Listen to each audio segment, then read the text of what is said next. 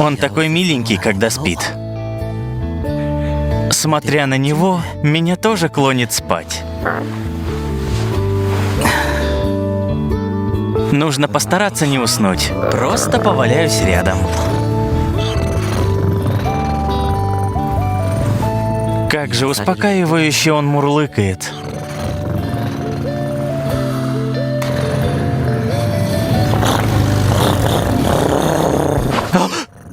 Я только что чуть не уснул.